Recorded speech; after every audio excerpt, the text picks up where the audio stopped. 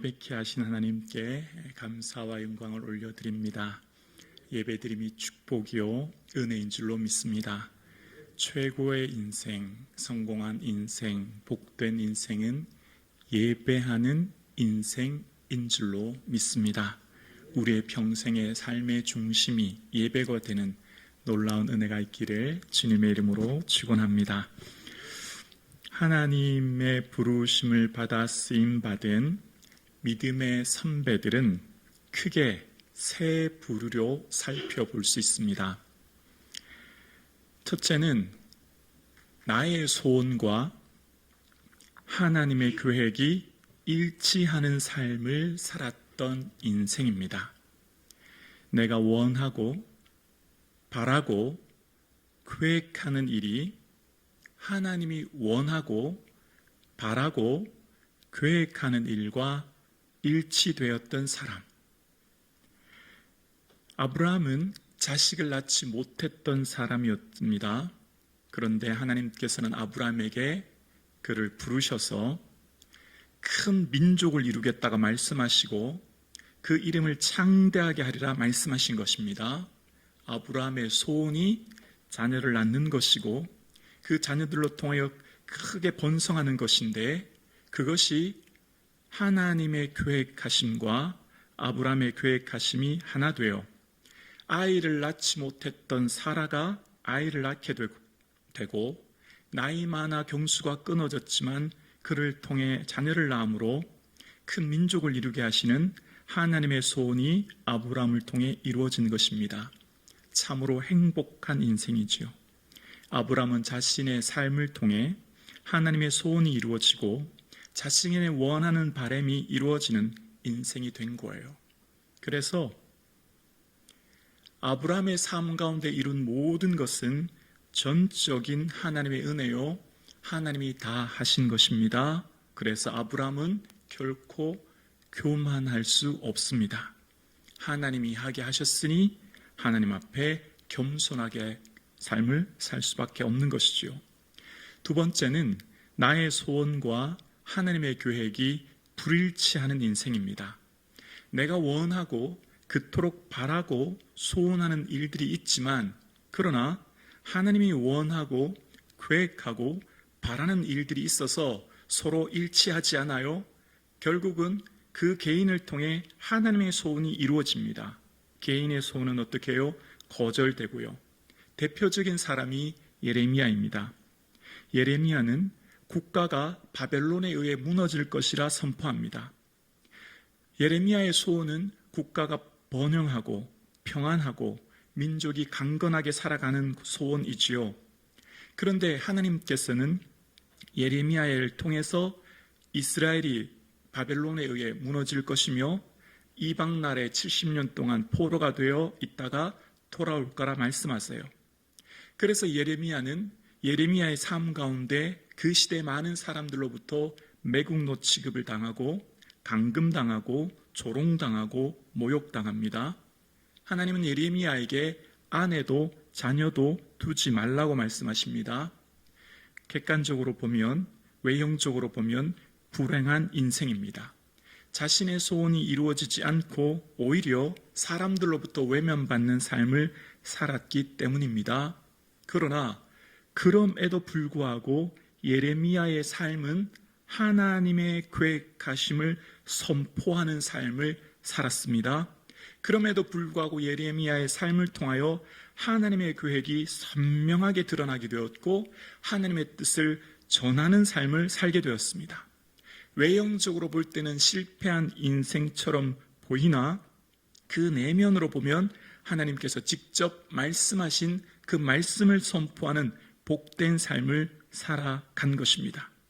그래서 예레미야의 삶 가운데 실패한 것 같지만 그 실패 속에서 예레미야가 좌절하지 않을 수 있는 이유는 그의 소원보다 그의 계획보다 크신 하나님의 계획하심과 소원이 예레미야의 개인뿐만 아니라 민족을 통해 드러나기 때문에 결코 절망하지 않습니다.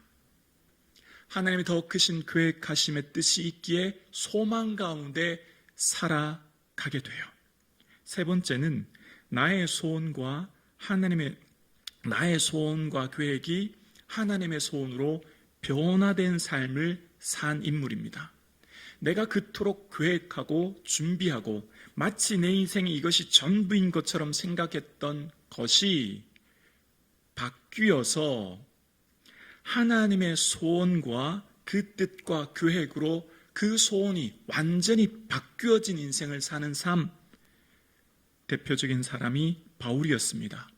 바울의 소원은 교회를 잔멸, 예수 그리스도를 믿는 사람들을 다 체포하고 구금하고 죽이는 것, 즉 교회를 없애는 것이 바울의 소원이요 목적이었습니다. 예수를 따르는 사람들을 한 사람이라도 더 체포하여 교회를 완전히 잔멸하는 것이 그의 목적이었고, 그래서 사도 바울의 마음속에는 증오가 가득했습니다. 그 증오가 스데반을 죽게 했습니다. 바울의 소원은 그 당시 있는 많은 교회들, 그리스도인들을 잔멸하고 그들을 없애는 그 마음속에 있는 가득한 증오의 삶을 살았던 그가 다메섹에서 예수님을 만나 그의 소원이 완전히 바뀌게 됩니다. 사도 바울의 인생 가운데 가득했던 분노의 마음이 이제 사랑의 마음으로 완전히 바뀌어지게 됩니다. 사도 바울이 원하는 소원은 이제 예수 그리스도의 몸된 교회의 복음을 증거하여 더 많은 사람, 한 사람이라도 더 구원하는 것. 그래서 사도 바울의 인생 가운데 교회를 무너뜨리려고 했던 그의 삶이 오히려 교회를 세우고, 사람을 죽이고 사람에 대한 증오로 가득했던 그의 인생이 사람에 대한 사랑으로 한 영혼이라도 더 구원하기 위한 인생으로 변화된 삶을 살게 된 것이죠. 그래서 하나님께서 하시는 믿음의 사람들을 통해 사도 바울의 삶 또한 하나님 앞에 겸손할 수밖에 없는 이유는 그가 아무리 많은 사역과 능력을 이루어도 다 하나님이 하신 것입니다. 하나님께서는 믿음의 선배들을 통하여서 하나님의 일을 이루십니다. 그 중심에는 하나님의 계획이 있고, 그 하나님의 계획 속에 하나님은 큰 민족을 이루시고 큰 민족을 세우셨다가 흩으시고 다시금 그들을 온 세계 열방에 보내시는 하나님의 거대한 계획이 있었고, 그 하나님의 거대한 계획의 흐름 속에 개개인은 하나님의 그 부르심 앞에 응답하여 쓰임받았던 사람들이 성경에 기록되고 있는 것이죠.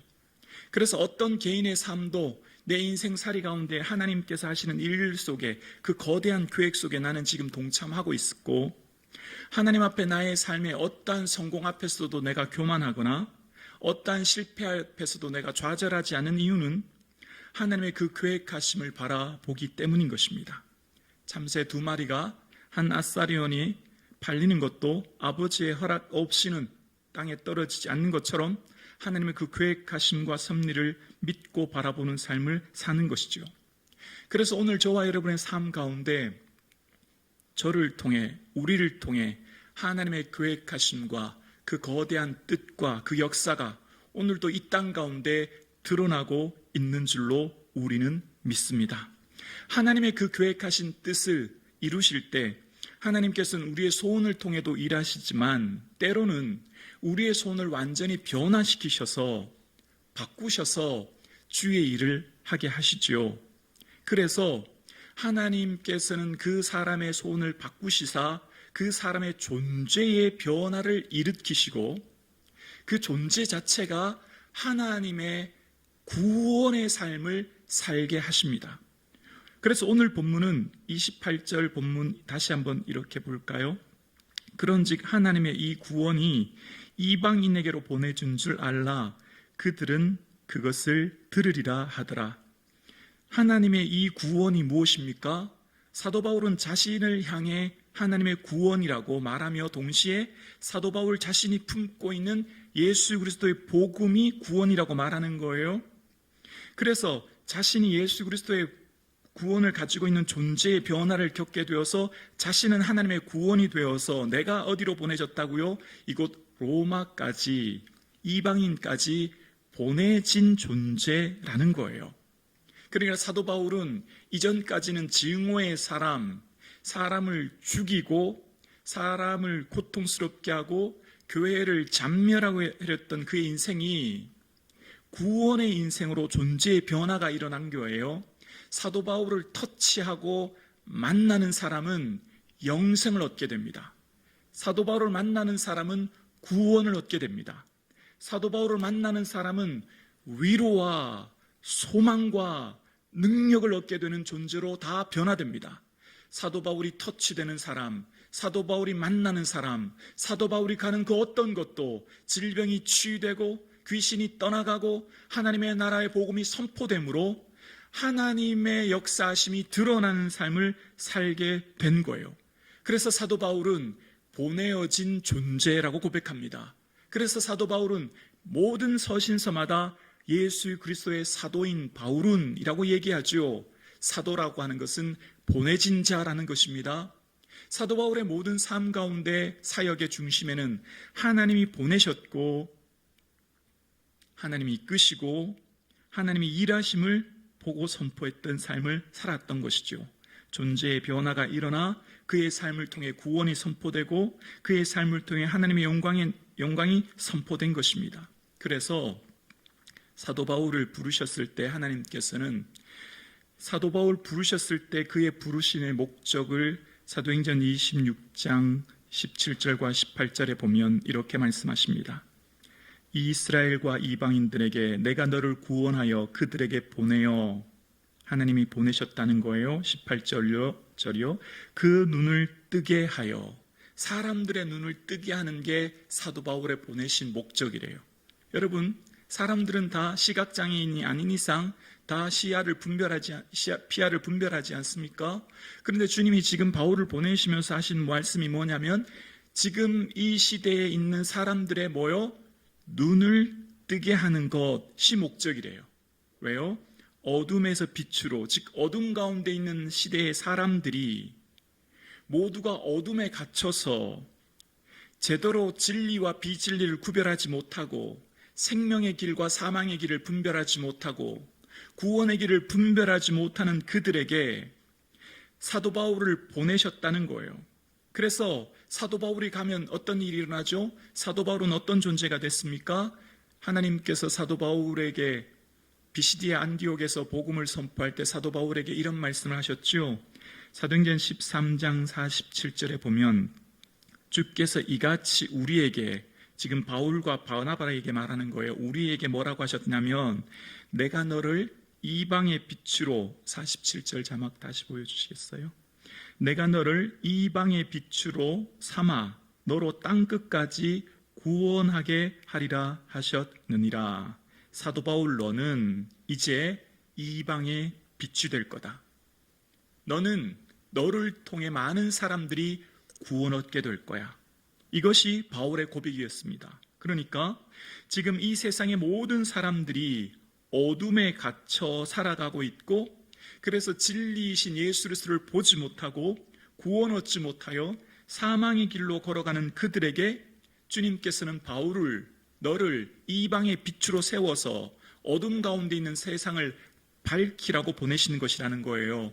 이것은 700년 전 이사야 선지자에게 하셨던 말씀을 인용하시는 것인데, 이사야 선지자는 이스라엘 백성들이 하나님의 빛이다, 이방을 위한 빛이다 말씀하시는 것을 인용해서 바울은 나는 하나님의 빛이다, 이방을 구원하는 하나님의 빛이다라고 고백하게 된 거예요. 그래서 사도 바울이 가는 곳은 어둠이라고 하는 이 시대의 가치, 이 시대의 세계관, 이 시대의 사람들을 둘러싸고 얽매이고 있는 것들에게서 자유하게 하는 삶을 살게 합니다. 대표적인 것들이 사단의 권세, 그 수하인 귀신에 눌린 자들이 자유함을 얻죠. 빌립보에서 사도 바울이 복음을 전할 때 귀신 들린 여종이 사도 바울을 따라와 소리 지르면서 사도행전 16장 17절에 보면 이런 고백을 합니다. 하나님의 종으로 구원의 길을 너희에게 전하는 자라. 사도 바울이 도착했을 때에 귀신의 얽매임에 눌려 어둠 속에 갇혀있던 귀신 들린 여종이 사도 바울을 보면서 구원의 길을 전하는 자, 구원의 길, 생명의 길, 영생의 길을 전하는 자, 많은 사람들은 다 어떻게 해요? 죽음의 길, 사망의 길로 걸어가는데 어둠에 갇혀 보지 못하는데 바울이 도착했을 때 귀신의 얽매임과 그 세계관에 갇혀있는 그가 정확하게 그걸 본 거죠. 그리고 그 귀신은 사도 바울을 통해서 그 어둠의 권세에서 자유함을 누립니다. 귀신의 눌림에서 자유하게 되죠. 그리고 사도 바울이 전한 그 복음을 통해 어찌하여야 구원을 얻을 수 있습니까? 라고 하는 간수의 질문에 주 예수를 믿으라. 주 예수를 믿는 것이 진리의 빛에 가는 것이요, 생명의 길이요, 구원의 길이요, 자유의 길이요, 그것이 영광의 길임을 선포했던 바울을 통해 많은 사람들이 어둠에 갇혀 사망의 길로 걸어가며 그들의 이 세상의 얽매임에 갇혀 살았던 그들에게 복음이신 예수 그리스도를 선포함으로 그들이 모든 얽매임, 눌림에서 자유하고 기쁨과 은혜를 누리게 되어 그들의 삶에 참된 구원의 삶을 살게 된 거예요. 마치 바울이 처음 다메섹에서 부름받았을 때 눈을 떴으나 아무것도 보지 못했던 상태로 다메섹까지 끌려갔던 것처럼 이 시대에 많은 사람들이 눈을 떴으나 보지 못하는 어둠에 갇혀 살아가는 이 시대에 마치 눈은 떴으나 시각장애인처럼 아무것도 분별하지 못하는 이 시대의 사람들을 통해 이 시대에 갇혀있는 어둠에 갇혀있는 세계관과 가치관과 이 모든 세상에 있는 사람들에게 그것을 걷어내고 깨트리고 부서뜨림으로 복음이신 예수 그리스도를 선포하여 진리의 빛 가운데 거하게 하는 것, 그것이 바울의 삶의 부르심의 목적이었고 그것이 바울의 삶의 소원을 바꾸신 이유였습니다.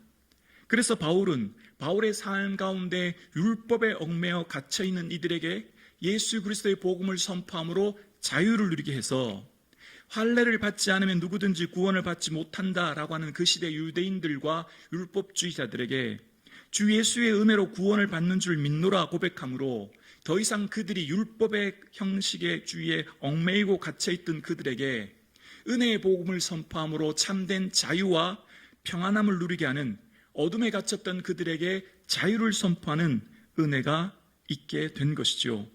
그래서 사도 바울을 부르셔서 어둠에서 눈을 뜨게 하여 어둠에서 빛으로의 삶을 감당하는 것, 그것이 바울의 부르심의 목적이었고, 바울은 초대교회 모든 교회들에게 편지할 때 너희가 전에는 어둠이었더니 이제는 주 안의 빛이라, 빛의 자녀들처럼 행하라라고 성도들을 격려하며, 우리 성도들의 모든 삶은 빛의 자녀이니 우리 안에 있는 예수 그리스도로 말미암아, 예수 그리스도의 복음으로 말미암아, 예수 그리스도의 구원으로 말미암아 우리가 가는 곳곳, 우리가 발디디는 삶의 자리마다 구원의 빛이 선포되고, 그 구원의 빛이 선포되는 것마다 어둠에 갇혀있던 잘못된 가치관과 세상의 논리와 세상에 갇혀있던 어둠의 모든 것들이 깨트려지게 되고, 그들의 눈으로 보지 못했던 진리이신 예수 그리스도를 만나 영생의 소망의 구원을 얻게 되는 놀라운 은혜가 있게 된 것입니다.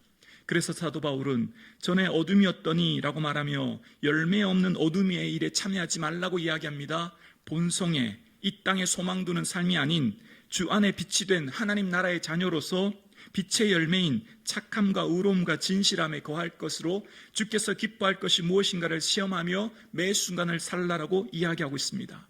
그래서 하나님의 부르신 그리스도인들, 그리스도인 예수 그리스도를 주로 고백하며 믿는 그리스도인이 모인 공동체는 인 하나님의 교회는 국가에 종속되지 않습니다. 자, 여기서 잘 들어주셔야 돼요. 오해하시면 안 돼요. 하나님의 교회는 한 국가의 정치 구조에 종속되지 않습니다. 하나님의 교회는 하나님이 친히 세우시고 주인 되어 주셔서 하나님께서 통치하고 다스리십니다. 남유다와 북이스라엘이 멸망합니다.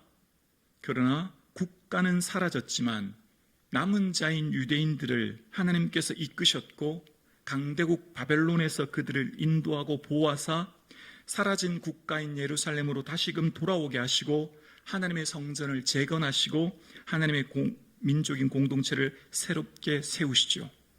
하나님의 교회는 특정 국가에 종속되지 않습니다. 비록 시련은 있을 수 있으나 어떤 국가의 가치와 지배 구조에 제한당하지 않습니다. 남유다의 마지막 왕 시드기야가 쇠사슬에 묶여 바벨론으로 끌려가 남유다 국가는 사라지고 멸망했지만 하나님의 백성들인 하나님의 교회, 하나님의 민족은 여전히 존재했고, 그 존재했던 바벨론 땅에서 하나님께서는 여전히 에스겔이라고 하는 선지자들을 부르시고, 에스겔 선지자에게 그들의 삶 가운데 우리의 뼈는 말랐고 우리는 소망이 없어졌으며 우리는 다 멸절했다 절망하는 그들에게, 아니다, 너희는 살아나게 될 것이다, 너희를 다시금 고국으로 돌아가게 할 것이다 말씀하시면서 하나님의 나라와 그 백성들과 그가 통치하는 교회는 여전히 하나님께서 붙들고 계시며 하나님께서 이끌고 계시며 하나님께서 세울 것임을 말씀하고 계신 것이지요. 하나님의 교회는 한 국가에 종속되는 것이 아니라 국가의 이념과 사상을 초월하고 존재하는 하나님의 나라, 하나님의 시민권자들입니다. 국가의 어떤 정치 논리와 이념에 제한되거나 종속되지 않은 국가주의 이념에 갇히지 않는 것이 곧 하나님의 교회입니다. 또한 하나님의 교회는 한 민족에게 제한되지 않습니다. 예루살렘 교회를 중심으로 세워졌던 유대인 중심의 교회에서 하나님께서는 예루살렘 교회를 박해를 통해 흩으시사 아시아와 유럽으로 교회를 나누신 뒤 그들의 유대인들과 상종도 하지 않던 차별의 벽을 넘어 사마리아인에게 그리고 모든 이방인에게 복음이 선포되고, 예수 그리스도의 복음은 유대인이라고 하는 한 민족에게 구탕되지 않고 모든 민족에게, 모든 열방에게, 모든 국가에게 말씀을 선포하게 하십니다. 그래서 하나님의 교회는 한 민족에게 제한되거나 종속되지 않습니다. 하나님의 나라, 하나님의 백성은 민족주의의 논리에 갇히지 않습니다. 열등한 민족, 우월한 민족이 존재하지 않습니다. 하나님의 형상대로 지음받은 모든 동일한 존재요, 하나님의 창조하심에 따라 지음받은 존귀한 자들입니다. 그래서 하나님의 교회의 주인 되신 하나님께서는 온 열방을 통치하시고 다스리십니다. 하나님께서는 이 땅 대한민국뿐만 아니라 온 세계 열방을 친히 통치하고 다스리시는 통치자이십니다. 이집트, 바벨론, 이집트, 아수르, 바벨론, 헬라, 로마의 강대국의 지배에 교회는 결코 종속되거나 제한되지 않습니다. 그들의 통치 철학, 황제의 통치 철학에 갇히거나 제한되지도 않습니다.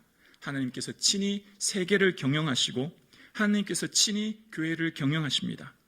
하나님께서는 바사왕, 즉 페르시아 왕 고레스를 통해서 마음을 감동시키시사 페르시아에 있는 모든 유대인들이 고향으로 돌아가 성전을 재건하라 말씀하실 때 그 원인은 바사왕 고레스에게 있지 않습니다. 그 앞구절에 보면 여호와께서 예레미야의 입으로 하신 말씀을 이루려고라고 하는 원인과 동기가 드러나 있습니다. 페르시아 왕 고레스가 이스라엘 유대인들을 고향으로 돌아가게 한 것은 고레스의 결정이 아니라 하나님께서 예레미야에게 말씀하셨던 70년 전에 그 말씀이 성취되게 하게 하시기 위한 말씀이라는 거죠. 그러니까 하나님이 하시는 역사, 하나님이 친히 경영하시는 세계 경영을 말씀하시는 거예요. 그래서 교회는 세상의 가치와 이념과 논리에 종속되지 않습니다. 사회의 어떠한 통치 논리에도 종속되지 않습니다. 심지어 자본주의 논리의 지배 구조에도 종속되지 않습니다. 오늘날 세상을 지배하는 경제 논리의 가장 중요한 것은 자본 아닙니까? 자본이 세상을 지배하는 통치의 최고의 피라미드의 정점에 있고 많은 사람들을 이끌고 움직이는 막강한 권력이 자본입니다. 자본이 계층을 만들고 자본이 장벽을 만들고 자본이 사람을 평가하는 기준이 된 시대. 그러나 교회는 이러한 자본주의 논리에 갇혀 있지 않고 초월하고, 교회는 이러한 모든 논리를 넘어서고 이러한 논리를 깨트리는 것이 교회입니다. 오늘날 교회의 모범이 될 수 있는 예루살렘 교회에서 처음 교회가 생겼을 때에 재산과 소유를 팔아 각 사람의 필요를 따라 나눔으로 교회 공동체는 하나님께서 친히 통치하고 다스리는 공동체요, 그 시대의 자본주의라고 하는 논리를 넘어 하나님의 경영 원리가 통치하여 하나님의 온전한 통치와 다스림이 드러나서 그런 세상의 모든 자본주의를 깨트리는 것이 교회 공동체였습니다. 오늘날 교회는 어떻습니까? 교회가 무슨 서비스업이나 제조업이 아니지 않습니까? 그러나 하나님 주인 되신 교회는 친히 주님께서 필요를 채우시고 친히 주님께서 모든 것을 이끄시는 것을 우리는 매 순간마다 경험하고 살아가고 있습니다. 자본주의 논리 구조를 넘어서는 것, 그것이 교회요, 그것이 그리스도의 삶인 것이죠. 하나님의 교회는 어떤 세상의 가치와 논리에 종속되지 않습니다. 세상의 지배 구조와 통치 이념과 가치 질서를 초월하고 존재하는 것이 하나님의 교회입니다. 그렇다고 교회가 세상의 질서와 세상의 가치를 무시하거나 그 법을 준수하지 않는다는 것은 결코 아닙니다. 교회는 세상에 제한되거나 종속되지 않을 뿐 교회가 해야 될 고유한 역할을 그 주어진 삶의 자리에서 해나가는 것이죠. 또한 국가와 사회의 잘못된 불의에 말씀의 가치에서 벗어날 때는 항거하고 그것에 대해서 분명한 교회의 목소리를 내어야 하며 구조적인 악과 싸워야 합니다. 불의에 침묵하거나 동조하지 않습니다. 마치 일제강점기 시대 교회를 중심으로 일어났던 항일운동처럼 성경의 가치에 위반되는 차별금지법을 우리는 반대합니다. 사학법은 반드시 재개정되어야 하고 우리는 동성애 퀴어 축제를 분명히 반대합니다. 그러나 우리는 그들을 증오하거나 그들을 미워하지 않습니다. 예수 그리스도 안에 그들을 품고 그들을 사랑하고 그들과 화해하고 그들과 일치하는 삶을 추구하는 공동체입니다. 왜냐하면 교회는 세상의 논리를 초월하는 공동체요 모임이기 때문입니다. 하나님 나라의 말씀 앞에 모든 사람들이 하나님의 형상대로 지음받은 존재임을 고백하고 모두를 사랑하는, 차별을 넘어 하나를 추구하는 것이 교회인 거죠. 그래서 우리 교회가 정말 부끄러워해야 될 것은 세련된 넓은 현대식 건물이 없고 더 넓은 주차장이 없고 혹은 모인수가 적다고 부끄러워해야 될 것이 아니라 교회 공동체 안에 장애우가 없는 것이 우리의 부끄러움이 되어야 하고 다문화 가족의 자녀들이 없는 것이 우리의 부끄러움이 되어야 하고 미혼모 자녀들이 없는 것이 우리의 부끄러움이 되어야 하고 심지어 동성애자들이 없는 것이 우리의 부끄러움이 되어야 합니다. 왜냐하면 교회는 차별과 혐오의 장벽을 넘어서는 공동체, 교회는 모든 사람들을 주 안에서 품는 사랑의 공동체이기 때문입니다. 교회는 누구든지 올 수 있습니다. 어떤 사람들이든지 주의 이름을 부를 수 있고 이 구원의 빛 안에 동참하여 영생의 길로 초대할 수 있는 것이 교회입니다. 그래서 교회는 모든 문턱이 부서지고 깨트려지고 무너져야 합니다. 교회라고 하는 곳은 모든 차별과 혐오를 넘어서는 공동체이기에 그래서 교회의 일원인 우리 모든 그리스도인들은 모든 정치 이념을 초월하여 모든 계층과 모든 성향의 사람들을 초월하여 복음으로, 즉 예수 그리스도로 화해와 일치를 추구하고 모든 사람들을 품는 것이 교회 공동체입니다. 왜냐하면 예수님이 친히 그런 모범을 보이셨기 때문이에요.